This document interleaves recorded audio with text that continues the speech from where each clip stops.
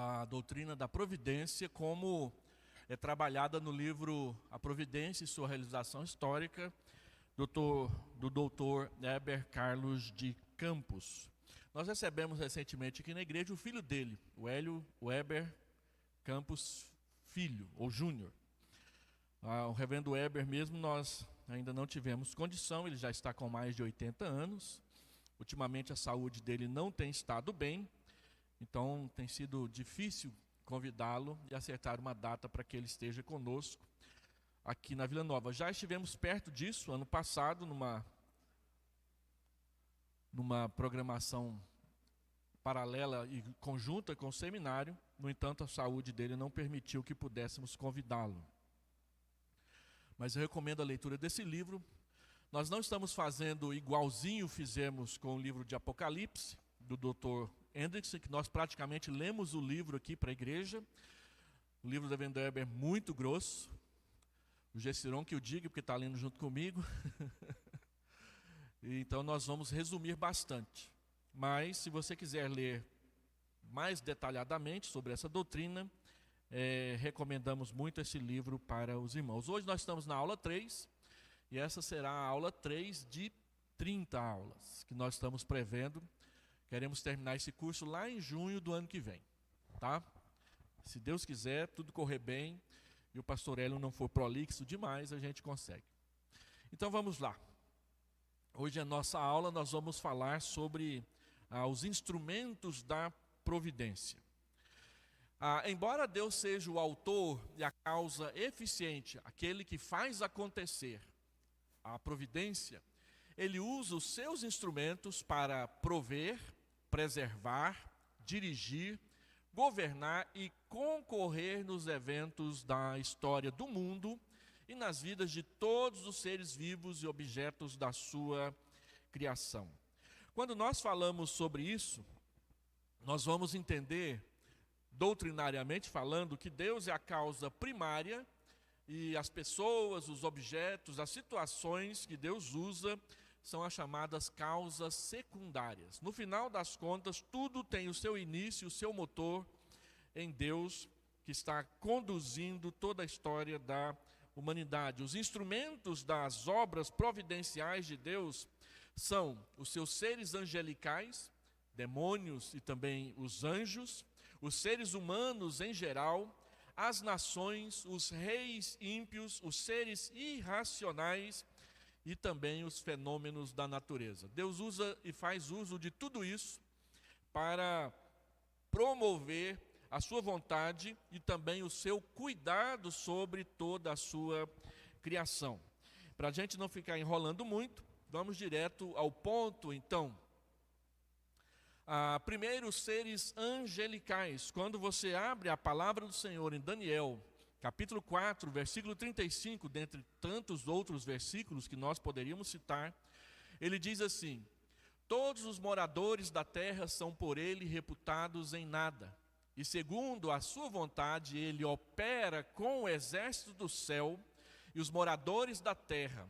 Não há quem lhe possa deter a mão, nem lhe dizer: que fazes? Daniel diz para nós que ele usa o exército do céu para cumprir a sua vontade entre nós e também os moradores da terra.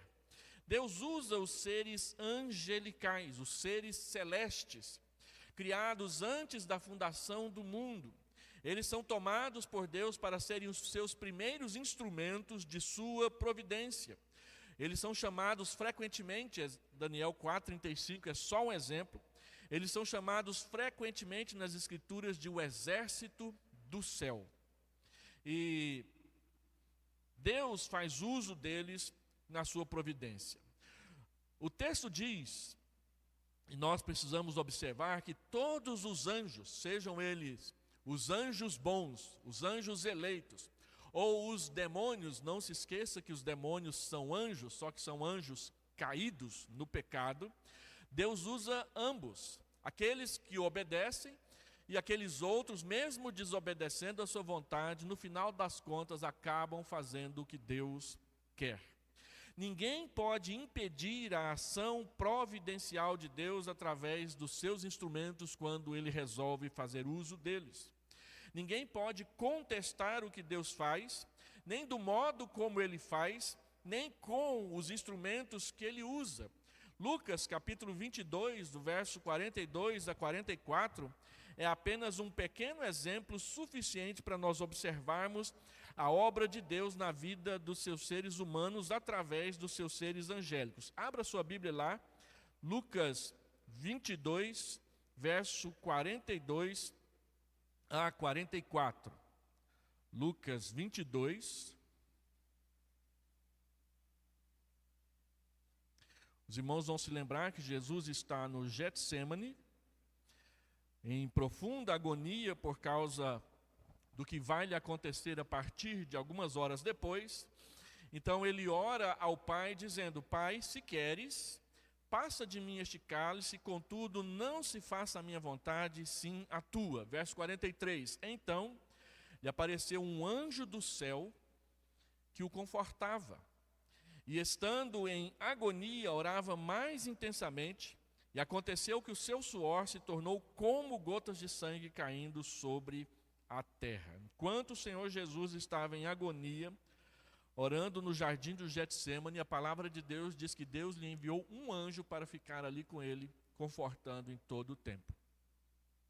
Os anjos de Deus estão ao nosso redor, cumprindo palavras e propósitos de Deus a nosso favor. O Salmo 91, do verso 11 e 12, diz que os seus anjos, Deus dá ordem a nosso respeito, e ali no caso é um texto messiânico, Deus dá ordem a respeito do seu Filho, para que te guardem em todos os teus caminhos, eles te sustentarão nas suas mãos, para não tropeçares em alguma pedra. Lembra que Satanás usou esse texto para tentar Jesus, para que ele desobedecesse a Deus? A palavra diz que os seus anjos vão te sustentar e você não vai tropeçar. Então, pula daqui de cima que vamos ver o que acontece lá embaixo, né? E Deus diz: a gente não vai tentar o Senhor Deus com essas coisas. Mas o próprio Satanás sabe que os anjos de Deus servem não somente ao Filho de Deus, mas àqueles que lhe pertencem. Os anjos são ministros de Deus e ouvem as ordens de Deus para que sirvam os seres humanos, especialmente o nosso Salvador, o nosso Redentor. Jesus Cristo disse que todos os anjos estariam ao seu dispor se ele os pedisse ao Pai, a fim de que ele destruísse os seus inimigos, mas os homens fazem somente aquilo que está decretado por Deus. Nunca a ação dos anjos vai de encontro, e a palavra é essa mesmo, vai de encontro, vai em direção a chocar-se, a bater com Deus e ao seu plano. Por essa razão, Jesus não dispôs deles para fazer o que era absolutamente justo, que era libertá-lo da cruz, mas eles simplesmente o confortaram para que ele pudesse cumprir o papel que Deus lhe deu. Então, dentro dessa categoria dos seres celestiais, nós temos os anjos eleitos. A Bíblia chama de anjo eleito aquele que não caiu no pecado quando Satanás caiu, e a Bíblia nos informa que a queda de Satanás levou com ele a boa parte do exército do céu, um grande número, 1/3. Mas os anjos eleitos são aqueles que servem a Deus em obediência. Gabriel é o grande exemplo deles. Sempre veio trazer notícias e conselhos e orientações da parte de Deus àqueles que Deus quis a quem ele aparecesse. Os anjos eleitos são instrumentos que Deus usa para a consecução, para realizar as suas obras providenciais. Eles permanecem continuamente diante de Deus, esperando as suas ordens. O Salmo 103, o verso 20 e o verso 21, diz isso, que eles estão à disposição de Deus para cumprir os seus mandamentos. Por essa razão, o escritor aos Hebreus diz que os anjos são espíritos ministradores, enviados para serviço a favor dos que hão de herdar a salvação. Duas palavras aqui chamam a atenção. Eles são espíritos ministradores. Ministrar é servir, é colocar toda a sua capacidade a serviço do próximo, do outro. E eles usam as suas capacidades para nos servir. O objetivo de Deus lhes dar essas capacitações é para servir a pecadores como nós. Lembra que Pedro diz que os anjos, eles anelam perscrutar o que significa ser salvo? O anjo não sabe o que é salvação, porque ele não pecou. Nós sabemos o que é salvação. Nós experimentamos o amor de Deus de um jeito que os anjos nunca experimentaram. Eles experimentam cotidianamente, por toda a eternidade, o amor de Deus. Mas não o amor gracioso, o amor que livra do pecado e da morte eterna. Os anjos eleitos não sabem o que é isso. E a Bíblia diz que eles desejam profundamente entender a salvação que Deus está realizando entre pecadores e com pecadores e em pecadores como nós somos. E apesar de eles não terem pecado, a Bíblia diz que eles nos servem por causa do amor de Deus neles e através deles para nos alcançar.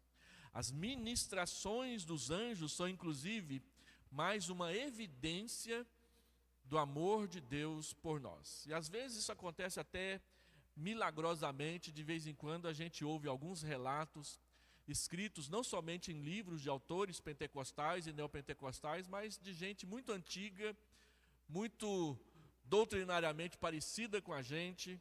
Uma vez eu ouvi a palestra de um pastor presbiteriano da IPI, e ele contando algumas experiências que ele entendia que era a aparição de anjos na vida de algumas pessoas. Ele disse que um amigo dele estava dentro de um trem do metrô lá no Rio de Janeiro, e de repente, na hora que as portas se abrem para trocar os passageiros, uma pessoa o puxou para fora do trem e disse: meu amigo, há quanto tempo não te vejo? O camarada nem sabia quem era. Vem cá que eu vou lhe pagar um café. E puxou o moço para a lanchonete e disse: não, eu não posso perder esse trem, eu tenho que ir embora nesse trem. E aí os dois sentados na lanchonete, o trem saiu e passa um pouco, ele ouve uma explosão adiante, houve uma batida de um trem com o outro. E ele olhou para o túnel do trem e olhou para o lado e não tinha ninguém do lado dele. A pessoa desapareceu do nada. Então esse pastor disse: isso é um anjo, que aparece de vez em quando, não sabe de onde, faz essas coisas e vai embora, e a gente fica lá chupando o dedo, tentando entender o que está acontecendo. Nesse caso, uma aparição visível, mas e tantas outras que não são? Os anjos agindo a nosso favor. Quando Elias enfrentou Jezabel e matou os 450 profetas de Baal, a Bíblia diz que ela, enfurecida, diz que no dia seguinte era ele que estaria morto igual aos seus profetas. A Bíblia diz que Elias temeu pela sua vida e fugiu. Acovardado diante do poder da rainha Jezabel, desanimado por causa da ameaça real de morte que ela lhe fez, Elias fugiu para o deserto. Deitou-se debaixo de um zimbro e pediu a Deus que ele morresse ali mesmo, naquele local. E adormeceu. A Escritura diz que um anjo o acordou, a fim de que ele tomasse alento com a comida que lhe havia sido trazida por esse anjo. Depois de comer um pão cozido sobre pedras em brasa, o anjo era um excelente churrasqueiro, né? Elias se fortaleceu, isso está escrito em 1 Reis 19, do verso 1 a 8.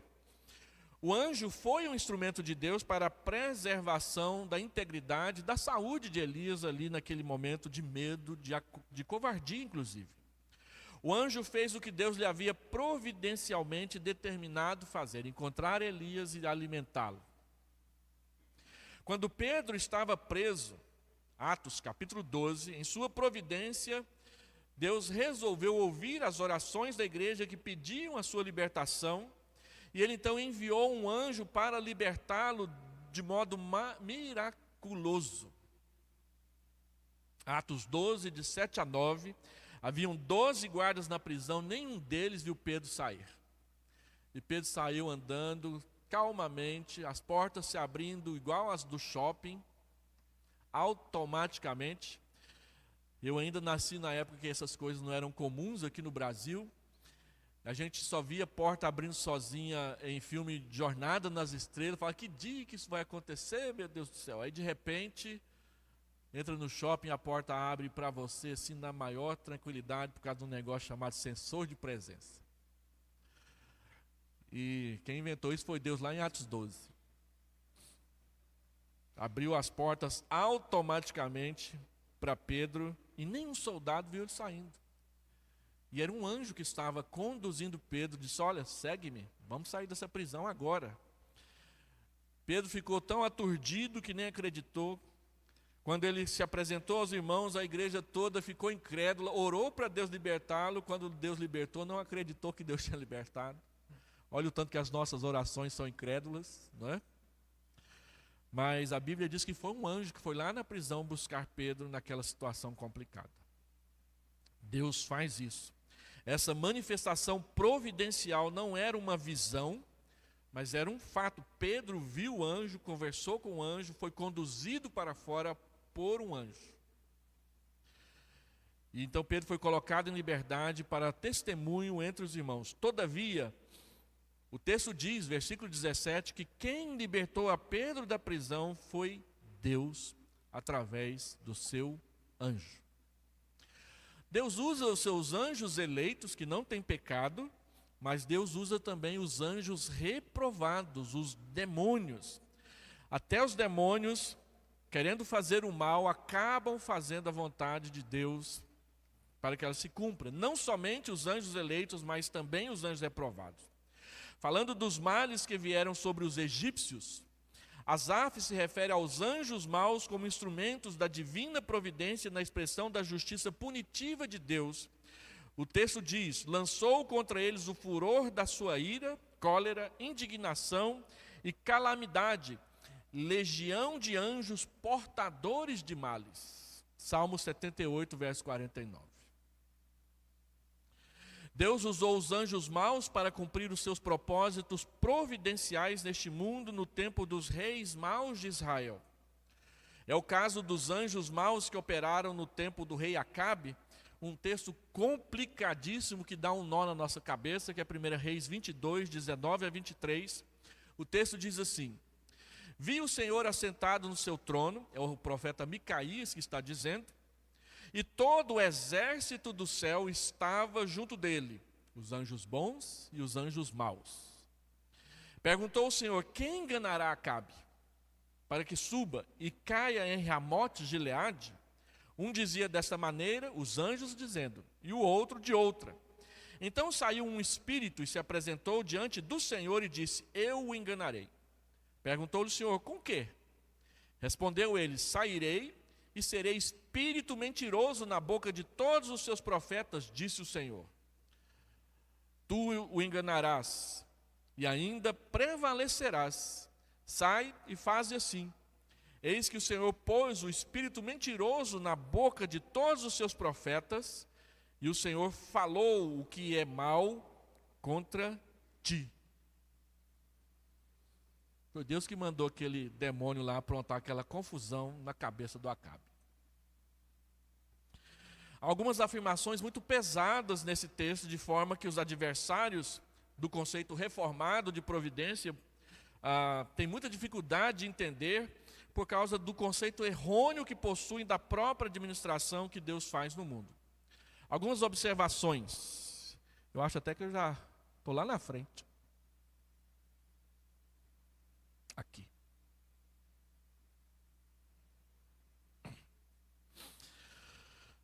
Todos os anjos estão na presença de Deus, no sentido de todos estarem à disposição dele. Nós não sabemos exatamente como que é esse negócio de demônio e anjo estar na presença de Deus. Nós não sabemos. Mas a Bíblia diz que todos estão na sua presença. E o sentido que nós interpretamos isso é de que todos, anjos bons e anjos maus, de uma forma que nossa mente não consegue entender completamente, estão à sua disposição. Eles são chamados de exército do céu. E o texto indica que todos eles estão na presença de Deus para cumprirem as suas ordens. Sejam eles bons ou maus.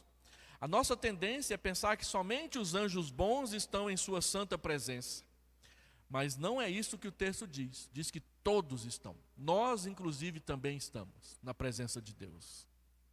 Essa interpretação ela é errônea quando diz que somente os anjos bons estão na presença de Deus.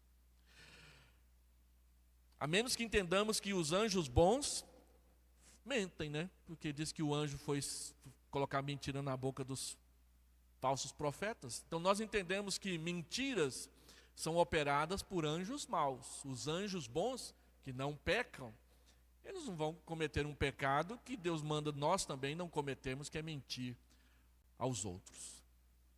Então o anjo que estava com um espírito mentiroso é um demônio, um anjo caído, que estava na presença do Senhor e veio fazer aquilo que no final das contas era o que Deus desejava, que era levar Acabe ao encontro do seu próprio castigo, como ele já havia profetizado através da boca de Micaías antes. Então, segundo, era propósito de Deus fazer com que Acabe fosse enganado pelos seus próprios profetas. Versículo 20. Os irmãos que conhecem o texto vão se lembrar que Micaías sofria na mão de Acabe por dizer a verdade. E aí, quando Micaías é chamado à presença de Acabe, junto com todos os profetas pagos e sustentados por Acabe, ele foi aconselhado a mentir. E aí ele pergunta para Micaías, e aí? Não, você vai ser vitorioso. Ele diz, para de mentir, rapaz, eu sei que mentira não cola bem em você. Fala o que Deus falou aí. O próprio Acabe sabia que os seus profetas estavam mentindo. Eram profetas comprados por dinheiro. Então Micaías conta essa história dos anjos na presença de Deus. Ele diz, isso aí tudo é anjo mentindo para você. E Acabe foi para a batalha, para Ramote de Gileade. Quem conhece o texto vai se lembrar, ele se disfarçou de soldado comum para enganar o castigo de Deus.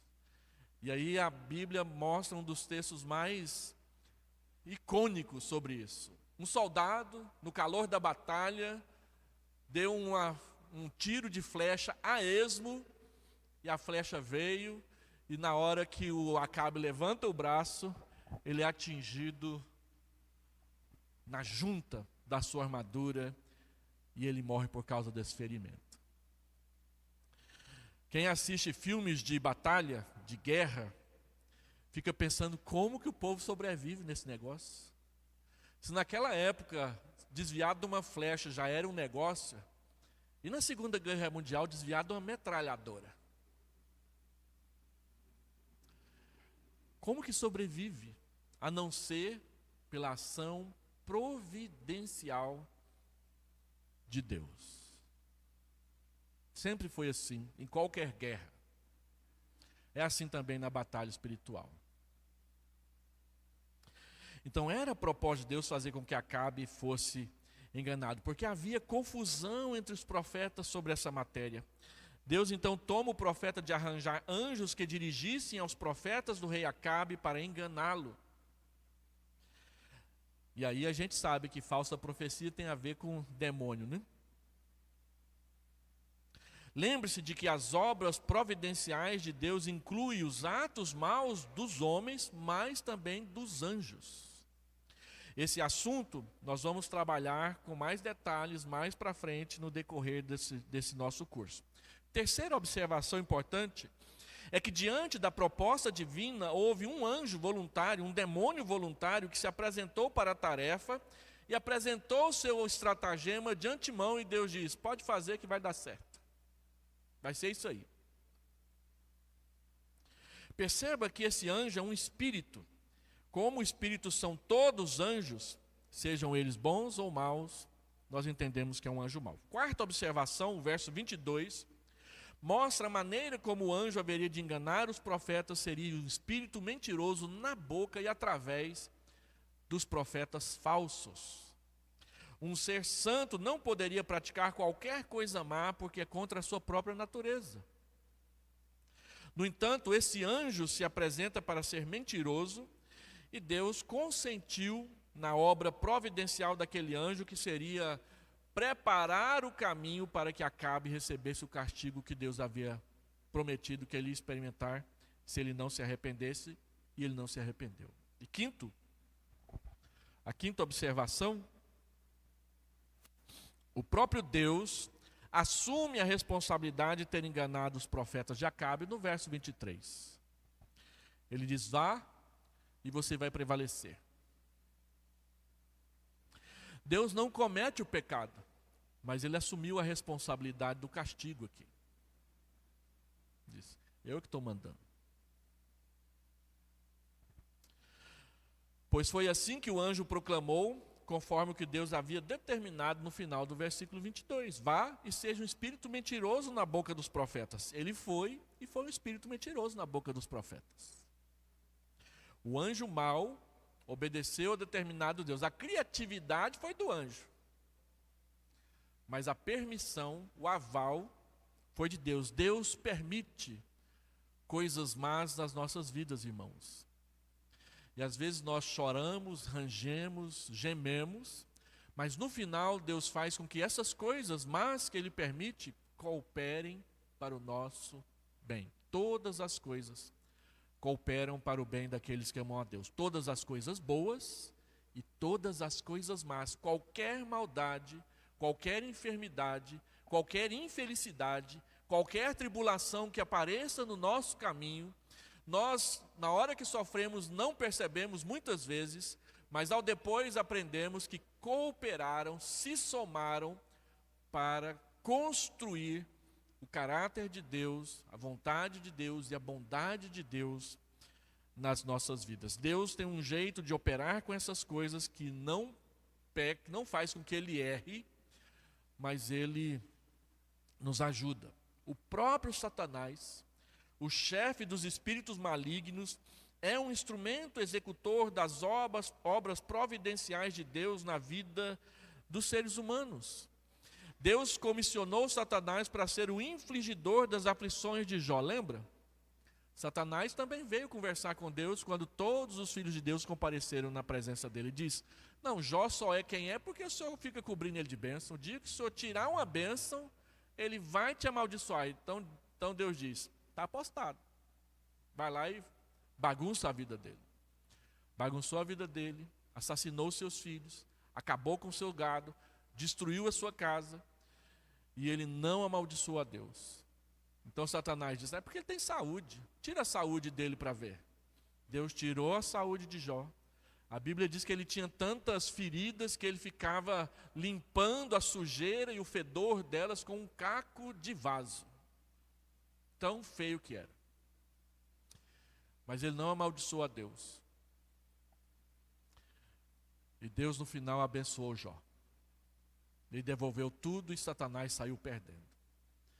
Mas Deus permitiu que o próprio Satanás se aproximasse e fizesse a bagunça que fez na vida de Jó.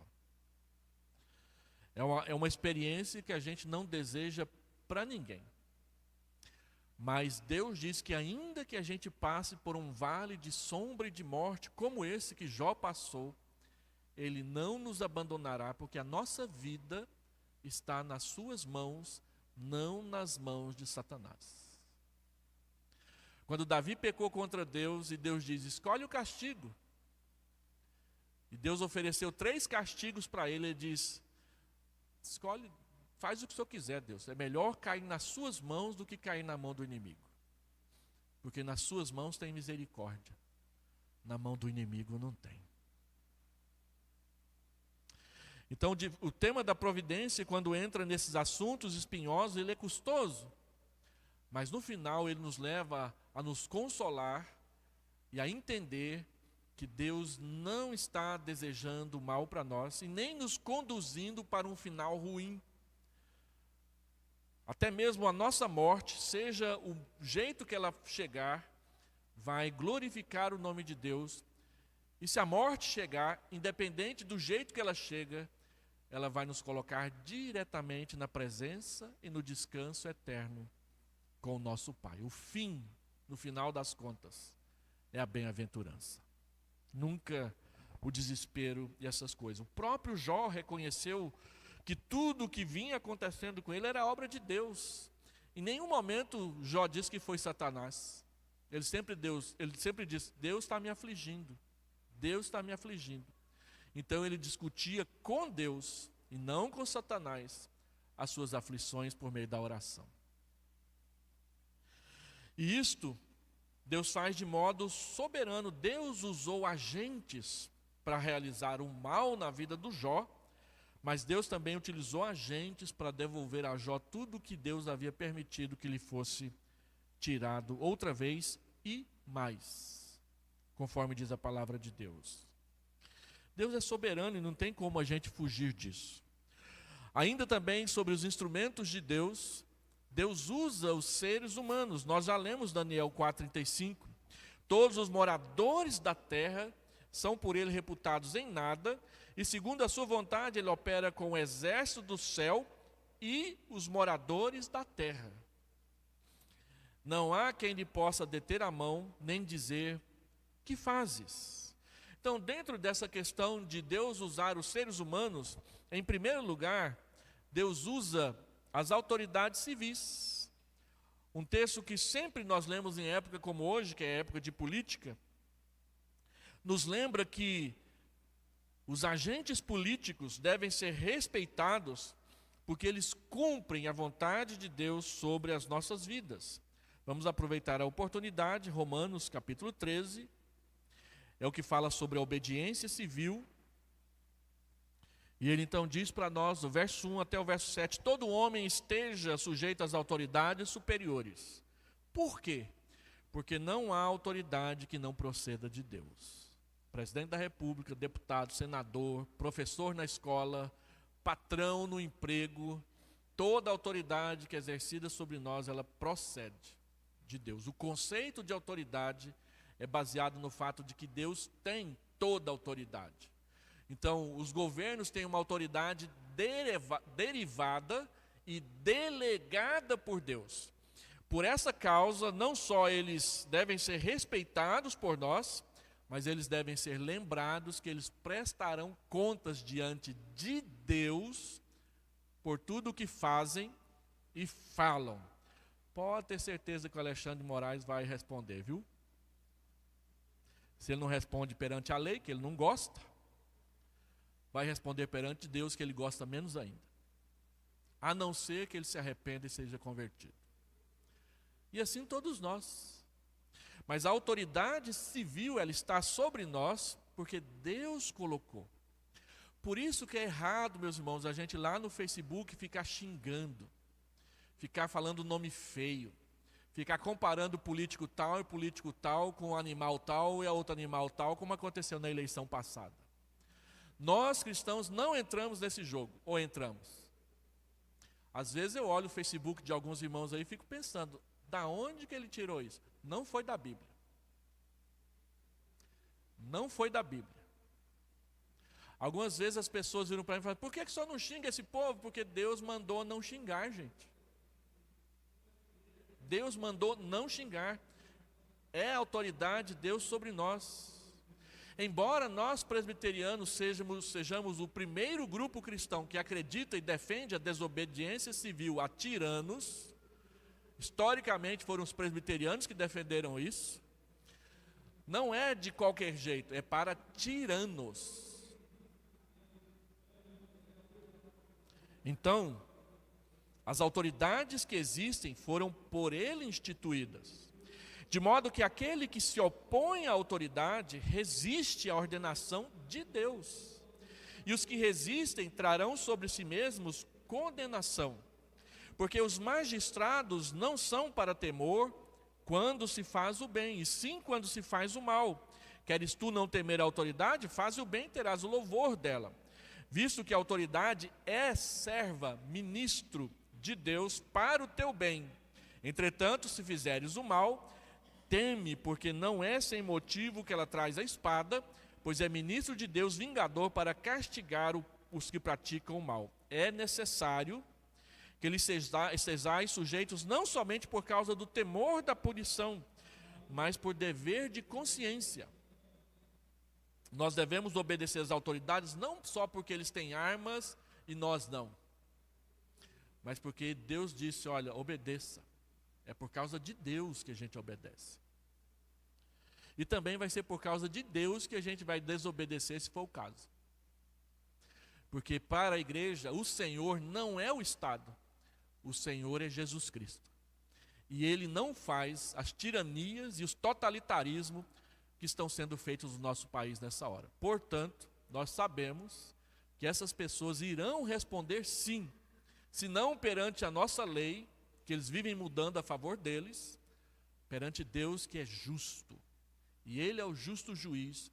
E a Bíblia diz que Ele se levantará sobre a terra e ninguém fugirá da sua presença quando Ele chegar. Por esse motivo, nós pagamos tributos, porque são ministros de Deus, atendendo constantemente a esse serviço. Pagai a todos o que lhes é devido, a quem tributo, tributo, a quem imposto, imposto, a quem respeito, respeito, a quem honra, honra, porque este é o mandamento de Deus para nós. Então, as autoridades civis também cumprem a vontade de Deus e a providência de Deus sobre as nossas vidas. Deus usa também pessoas comuns, como 1 Reis 17:9. Os irmãos conhecem a história. É a história da viúva de Sarepta. Depois do anjo alimentar Elias, ele foi viver na beirada de um ribeiro, de um córrego. Que depois de anos, pouco mais de ano de seca, aquela fonte também secou. Aí Deus manda corvos, e nós vamos falar sobre isso daqui a pouco. E aí também Deus diz para Elias, agora você vai lá para Tiro e Sidom, vai sair das fronteiras de Israel, e eu ordenei que uma viúva lhe sustente. E aí Elias chega na pior das horas, ela está fazendo o último pão com o último restinho de azeite que ela tinha no pote. E ela disse, olha, eu vou comer, meu filho vai comer, nós vamos morrer de fome porque acabou a comida. Então Elias disse, vai lá e faz. E dá para mim primeiro. Olha como esse profeta é arrogante, né? Dá para mim primeiro. E depois você dá para o seu filho e para você. Então ela começou a fazer o pão e começou a despejar o azeite e não parou mais. E ela teve para ela, para o seu filho e para Elias até a seca acabar. Meses, talvez anos, a gente não sabe se tudo isso aconteceu no começo da seca, foram 3 anos e meio, vocês se lembram? E é desses 3 anos e meio de Elias que Deus tira os 3 anos e meio da tribulação do Apocalipse. Não se esqueça disso. A gente não sabe se foi no começo. Quanto tempo aquela viúva sustentou Elias? Depois vem Eliseu e tem uma experiência parecidíssima, só que pior. A mulher tinha azeite só num frasquinho pequenininho. Não dava nem para fazer um pão. E aí vem aquela história de pega quantas vasilhas você conseguir pegar emprestado das suas vizinhas. Você já imaginou ela andando de porta em porta? Você tem uma vasilha para me emprestar? Para quê? A vizinha vai perguntar, não, Deus pediu, você me empresta? Me empresta a maior que você tiver aí. Empresta aquela gamela. E a Bíblia diz que eles emprestaram. Todo mundo emprestou. O que essa vizinha doida quer com esse tanto de vasilha, meu Deus do céu? A Bíblia não diz que eles ficaram perguntando, a Bíblia diz que eles emprestaram. Deus vai adiante de nós até mexer no coração de quem vai emprestar, Ele mexe. E a Bíblia diz que o azeite não acabou enquanto tinha vasilha para colocar dentro. E aí, lendo um comentarista, ele diz, o azeite acabou porque aquela mulher não tinha fé para poder pedir mais vasilha ainda. O comentarista não sabe quantas pessoas viviam naquela vila. Acabou porque tinha que acabar. E a falta de fé dela foi tão grande que a Bíblia diz que ela e o filho viveram daquele azeite para o resto da vida. O reverendo Jeremias Pereira diz que começou com a falta e terminou com a aposentadoria pronta. Providência de Deus. na vida deles. Deus usa pessoas, e o exemplo é de uma pessoa comum, que é uma pessoa mais comum do que uma viúva, desamparada, sem marido, tendo que sustentar o filho pequeno. Hoje a gente pensa nisso, parece até fácil, porque a maioria das mulheres trabalham fora. Mas naquela época era impensável uma viúva sobreviver dessa forma numa época de seca. Deus usa pessoas comuns para fazer a sua vontade. Deus usa você para fazer a vontade dele na vida de outras pessoas, dos seus filhos, dos seus amigos, dos seus trabalhadores, dos seus patrões, da igreja. Deus usa pessoas comuns para ser providência de Deus na vida de outras. Então note que a mulher que ajudou Elias era de um povo gentil, ela nem crente era, nem cria em Deus. Note que ela era uma viúva, desamparada. Note que a Escritura fala mais de uma vez, no capítulo 17, que Deus ordenou o acontecimento. E observe que Deus ordenou para ela sem falar nada para ela audivelmente. Trabalhou diretamente no seu coração. Não tem fala, não tem sonho, não tem visão, não foi o profeta que disse. A Bíblia diz que Deus ordenou a ela, assim como a Bíblia diz que Deus ordenou aos corvos, sem voz, simplesmente agindo no coração. Deus ordenou aquele peixinho que engolisse as moedas e depois levasse para Jesus. Deus ordena, coloca uma chuva na hora certa, tira a chuva na hora certa. Envia uma pessoa, envia uma oferta. A gente que é pastor e vive mais ou menos como missionário, de vez em quando é surpreendido por uma oferta ou outra, que Deus manda na hora certa. A igreja mesmo, quando nós pintamos essas paredes, na reunião do conselho, em plena pandemia, a gente olhou para essas paredes, perto do aniversário de 75 anos da igreja, e falou assim: nós vamos comemorar com a parede feia desse jeito? Vamos tentar pelo menos pintar essas paredes. Eu me lembro que o Marlon fez o que vocês estão fazendo aí, olhou para as paredes e falou assim: uns 25 mil dá. A gente não tinha nada no caixa. Então vamos fazer o orçamento. De repente entra uma oferta de R$ 37.700 no caixa da igreja. Oferta não, um dízimo. Um irmão da igreja recebeu uma herança do avô. E ele entregou o dízimo e bancou a reforma da igreja. O dízimo da igreja naqueles meses subiu. E a gente não só pintou a parede, como arrumou aqui o palco na frente da igreja. A gente queria fazer tudo, mas só de ver a igreja limpinha para o aniversário, já foi visto como providência de Deus para nós. Deus não deixou faltar. Deus faz isso. Quando eu estava na primeira igreja, a gente via a mesma coisa acontecendo. Quando havia um revés financeiro, alguém ganhava uma causa, vendia uma propriedade, recebia uma herança e entregava um dízimo, e naquele mês não havia dificuldade. A gente olha para uma igreja como a primeira igreja, com arrecadação grande, e pensa assim: eles não têm falta. Vocês é que pensam. O desafio é do tamanho da igreja. Nós estamos aqui com o desafio de Nerópolis. É um desafio do tamanho nosso e às vezes até maior. Mas Deus é fiel e Ele age providencialmente. Ele providencia as coisas. Ele providencia as circunstâncias. Ele providencia as pessoas. Ele providencia o dinheiro. O que Ele quer é que a gente não duvide que Ele vai providenciar. Se um pássaro não cai sem a permissão de Deus, uma igreja não cai sem a permissão de Deus. Do mesmo jeito. Para Ele é a mesma coisa. Para Ele cuidar do pequeno é tão fácil quanto cuidar do imenso, do grande, do enorme. Deus diz para a gente confiar nele. E às vezes até sem falar nada, a Bíblia diz que Ele ordena e as coisas acontecem. Deus usa nações e reinos ímpios. Deus usou o Egito para abrigar o seu povo quando houve uma seca na Palestina. E José trouxe toda a sua família para o Egito, e eles não tiveram falta nesse período, porque Deus providenciou uma nação inteira, mandando José para frente dessa nação, 17 anos antes de que acontecesse a necessidade.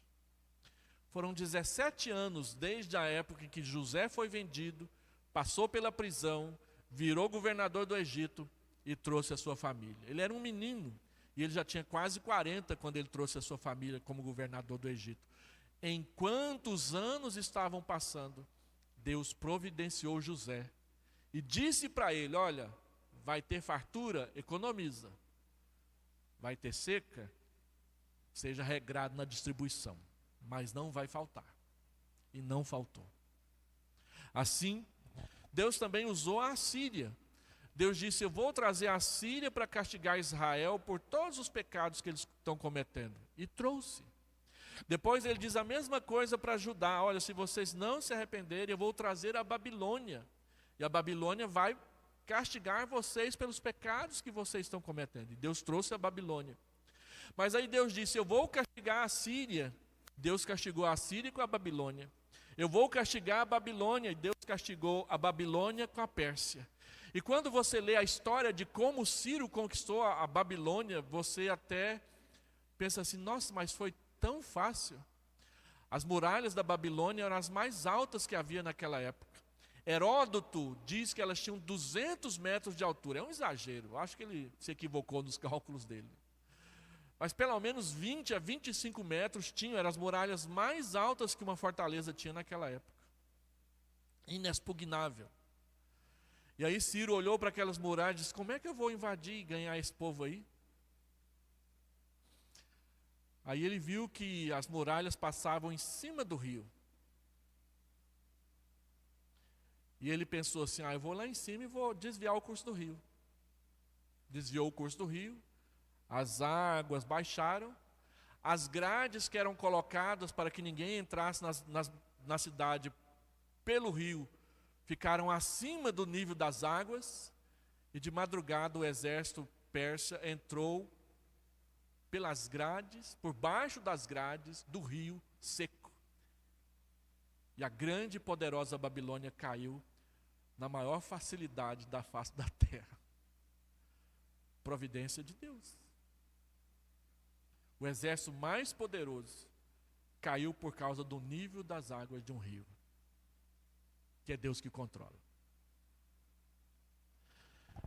Deus usa, e aí a Bíblia fala assim: eu chamarei o meu servo Ciro para libertar o meu povo da Babilônia.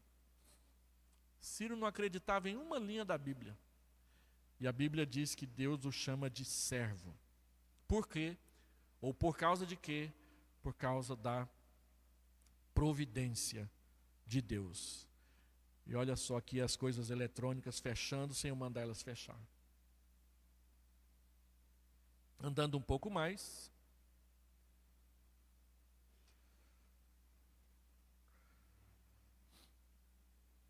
Os anjos eleitos, os anjos reprovados,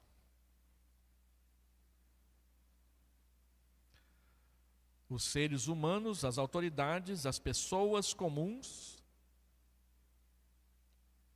as nações e os reinos ímpios.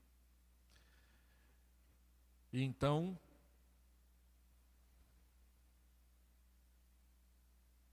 seres irracionais.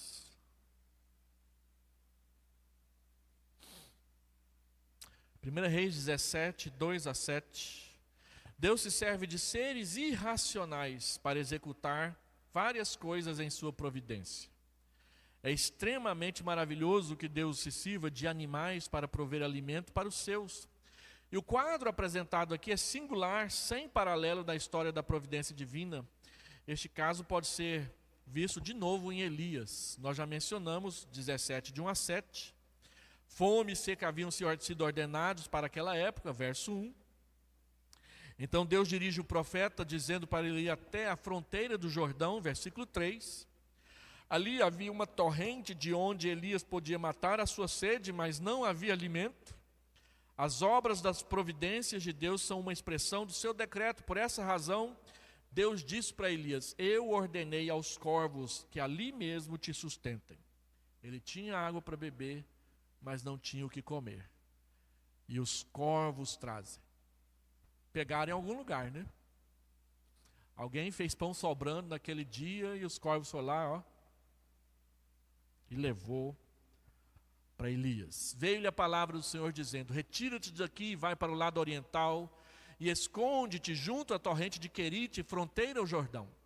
Beberás da torrente e ordenei aos corvos que ali mesmo te sustentem. Foi, pois, e fez segundo a palavra do Senhor. Retirou-se e habitou junto à torrente de Querite, fronteira ao Jordão. Os corvos lhe traziam pela manhã pão e carne, como também pão e carne ao anoitecer, e ele bebia da torrente. Mas passados dias, a torrente secou, porque não chovia sobre a terra. Os corvos traziam não só de manhã, traziam no final da tarde e por dias. Vocês sabem que corvos é parente do nosso urubu, né? Aqui no Brasil a gente não tem corvos, mas a gente tem urubu. Nesses países de lá, do Mediterrâneo, dos Estados Unidos para cá, você não vê o povo falando tanto em urubu, que eles chamam de abutre. Mas você vê todo mundo reclamando dos corvos, porque eles é que são os bandidos e os carniceiros desses lugares. E eles não comiam, eles traziam no bico para Elias. Providência de Deus. Mas Deus também usa, e nós estamos acabando, os fenômenos da natureza. Fenômenos da natureza. De repente sobreveio tamanho terremoto, diz Atos, que sacudiu os alicerces da prisão, abriram-se todas as portas, soltaram-se as cadeias de todos. Atos 16.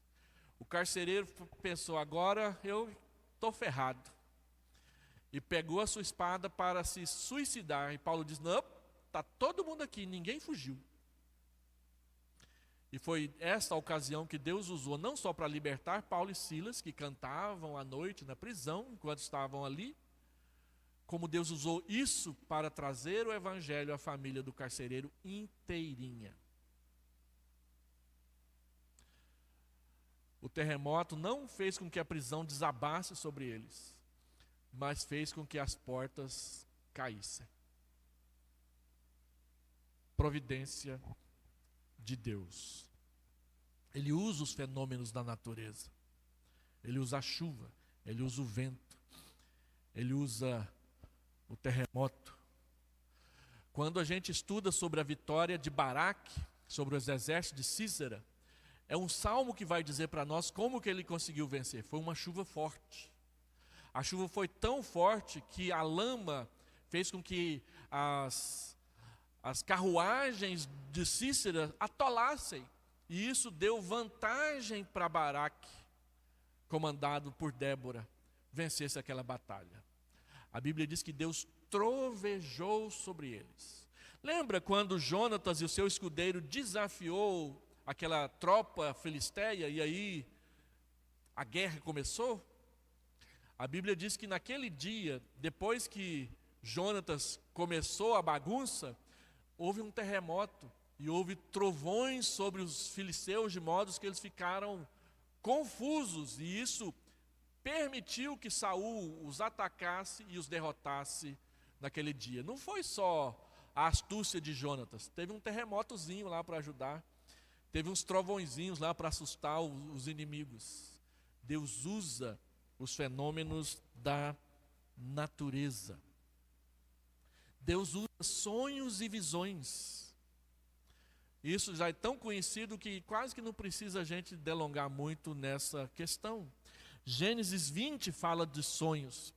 Atos 10, quando Pedro foi instado por Deus para começar a evangelização dos gentios, Deus mostrou uma visão para ele, interpretou a visão para ele e disse: agora vai lá e fala para Cornélio, porque ele já está te esperando para ouvir.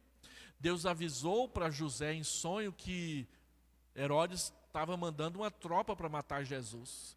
E ele saiu da cidade antes dessa tropa chegar. Não foi como os filmes falam, que ele ficou fugindo de cômodo em cômodo, de quarto em quarto, não. Ele saiu antes deles chegarem. Providência de Deus na vida do seu povo. 3 aplicações rápidas. Diante dessa abrangente providência divina, nos resta, em primeiro lugar, agradecer a Deus por sua soberana providência sobre e para as nossas vidas. Deus usa instrumentos para cuidar de você, da sua família, dos seus filhos. Ah, pastor, quando meus filhos estão na escola, meu coração fica picadinho. Eu sou da época que a minha mãe arrumava a gente. Eu tinha 7, meu irmão tinha 9, o outro tinha... Aliás, eu tinha 8, o outro tinha 7, meu irmão tinha 9. E ela arrumava a gente e disse, agora vocês vão para a escola, a pé. A escola ficava a 3 quilômetros de casa e a gente ia a pé. Hoje, se falar isso para um pai, ele tem um troço, né? Pastor, está cheio de bandido nas ruas, avenidas e tudo mais, sei o quê. Tem que buscar, tem que levar, na hora do recreio tem que mandar mensagem. Tem um colega meu que é pastor de doutorado, ele sai de casa, ele manda uma mensagem de WhatsApp para a esposa. Ele chega no aeroporto, ele manda uma mensagem de WhatsApp para a esposa. Ele entra no avião, ele manda uma mensagem de WhatsApp para a esposa. Ele sai do avião, ele manda uma mensagem de WhatsApp para a esposa. Ele entra no táxi, ele manda outra mensagem de WhatsApp. Na hora que a gente chega lá, já mandou umas 20. E a Ednei é só, porque eu não mando nenhuma. Só quando ela pergunta, chegou? Cheguei. Porque eu fui criado assim, não tinha mensagem do WhatsApp, não tinha pai na porta da escola, não tinha mãe que ia buscar. A gente ia e voltava sozinho. Vocês é homem, né, pastor? Nem com seus filhos homens vocês fazem isso. E a maioria das vezes a gente faz porque a gente tem medo. Quando você não sabe onde o seu filho está, Deus sabe. É nele que você tem que confiar, que ele não vai fazer nenhuma bobagem quando ele está longe de você. Confia. Confia. E se não confia, não deixa. Não vai. Ó, eu não estou confiando nesse negócio aí, nessa festa, 3 horas da manhã, você não vai. E não vai mesmo, né? Confia, agradeça. Deus está cuidando. Confie na providência divina sempre. É a propaganda da Arno que diz que o coração da mãe fica picadinho quando o filho não manda notícia. Mas é a propaganda da Arno, não é a graça de Deus, não é a providência divina. Não deixe o seu coração ficar picadinho quando você não sabe o que está acontecendo com o seu filho. Confie em Deus, ore. Descanse em Deus. Terceiro, pedir a Deus em oração para que sejamos instrumentos úteis da sua providência para a necessidade dos outros. Os anjos de Deus se acampam ao redor dos que o temem, dos seus filhos também, das suas viagens também. Quando nós sofremos o acidente, que agora já está fazendo 60 dias, e meu carro ainda está lá na oficina, todo desmontado. Quando nós sofremos o acidente, e saímos do carro ali meio zonzo, porque tinha batido o carro, eu olhei para aquele monte de carro ao redor, olhei para aquele viaduto lá na frente e falei assim, onde que eu vou pôr minha família? E aí eu comuniquei o sinistro e o seguro mandou o guincho, mandou o táxi. Foi mandando as coisas. É claro que estava tudo na apólice. Mas nessa hora você não lembra de apólice. Você lembra depois. Nessa hora você lembra assim, quem está cuidando da gente? E aí você lembra que Deus está cuidando, inclusive através da apólice, quando você tem. Deus, Ele é maravilhoso com a gente. Nos pormenores. A gente aqui às vezes não olha e não vê. Mas Ele está do ladinho, cuidando. Porque Ele diz, eis que estou convosco todos os dias. Todos os dias. Até a consumação do século. Confia. Essa é uma experiência pessoal. Confia. Pastor, mas eu sou muito nervoso. Confia. Pastor, mas eu fico com raiva. Confia. Pastor, eu fico paralisado de medo. Confia. Eu não sei nem o que dizer. Confia. Eu sou casado com uma mulher super tímida. Vocês não sabem o super-herói que essa mulher vira quando ela tem que resolver um problema. Confia. Confia. Vamos orar?